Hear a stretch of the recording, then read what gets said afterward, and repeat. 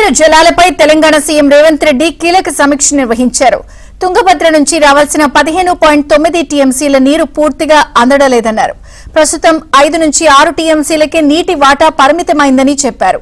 కేంద్రం జోక్యంతో తుంగభద్ర బోర్డును మరింత పటిష్టం చేయాలని అన్నారు. తెలంగాణ, ఏపీ, కర్ణాటక మధ్య సమన్వయానికి సీడబ్ల్యూసీ ఆధ్వర్యంలో చర్యలు తీసుకోవాలని కోరారు. రేపు జలశక్తి మంత్రి సమక్షంలో జరిగే 3 సీఎంల సమావేశంలో ఆర్డీఎస్ అంశాన్ని ప్రధాన ఎజెండాగా చర్చించాలని నిర్ణయం తీసుకున్నారు.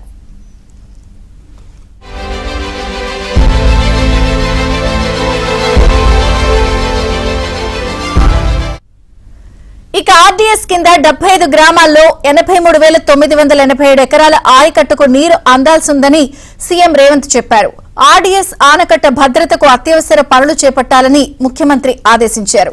రాజోలిబండ డైవర్షన్ కాలువ ఆధునీకరణ పనులు వెంటనే పూర్తి చేయాలని చెప్పారు.